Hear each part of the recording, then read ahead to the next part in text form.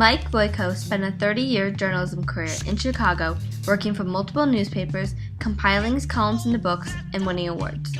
Over this time period, he wrote over 7,500 daily columns for 3 newspapers and was published in more than 600 newspapers nationwide. Royko was born on September 19, 1932, in Chicago, Illinois. His parents were Michael Royko, an immigrant tavern keeper, and his wife Helen. He attended Wright Junior College and later enlisted in the United States Air Force in 1952. He spent 4 years in Korea as a radio operator before his career began in 1955 when he became a columnist for the O'Hare News, the Air Force-based newspaper. He also worked for the City News Bureau of Chicago and the Lerner newspapers Lincoln, Belmont, Brewster. In 1959, Royko began working at the Chicago Daily News, initially as a night police reporter. After writing a weekly political column for a few years, in 1964 he began his daily column that appeared 5 days a week. In 1972, he received the Pulitzer Prize for commentary. While working for the Daily News, Royko received many letters which he printed with his comments in his columns. One letter that received much attention when he printed it was a letter from Frank Sinatra after Sinatra read a column by Royko criticizing the Chicago Police Department for providing all-day guard for Sinatra. The letter is now worth $15,000. Throughout his career, Royko's favorite topics were Mayor Richard J. Daley and the Chicago political machine, national politics, race, generational differences, and more. In 1969, EP Publishers asked Royko to write a book about Mayor Daley, and it was published 2 years later in 1971.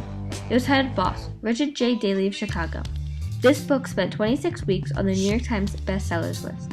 Boss is a story of Mayor Daley from his childhood to the rise of power to be the mayor and boss of the Democratic Party machine. It includes all of his sins and achievements, from laissez-faire policy toward corruption, to his unique brand of public relations and the widespread influence that earned him the epithet of Kingmaker. Royko reveals all about the politician, the machine, and the city. The newest edition includes an introduction where Royko reflects on Daley's death and the future of Chicago. He also published 6 best-selling collections of his columns. The Daily News closed, and Royko moved over to their allied newspaper, the Chicago Sun-Times. But in 1984, Rupert Murdoch purchased the paper. Royko said no self-respecting fish would want to be wrapped in a Murdoch paper. He also said that Murdoch's goal is vast political power for himself. Royko switched from the Sun-Times to their rival, the Chicago Tribune.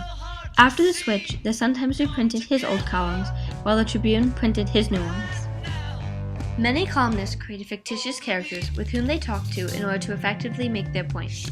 Royko's most famous character was Slats Grobnik, who was a stereotypical working-class Polish Chicagoan. These columns described 2 men discussing a current event in a Polish neighborhood bar. Royko collected several of these columns in 1793 into a collection titled Slats Grobnik and Other Friends. In addition to the 1972 Pulitzer Prize, Royko won a few other awards. This includes the Ernie Pyle Award, H. L. Mencken Award, and the Washington Journalism Review's Best Columnist in America Award. In his lifetime, Royko was married twice. In 1954, he married Carol Joyce Duffman, and they had 2 sons. Carol died in 1979. He married again in 1985 to Judy Arndt.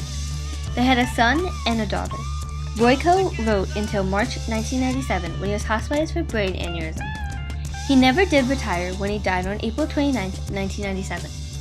Royko left behind plans to cut back on work so he could have more time to travel with his family.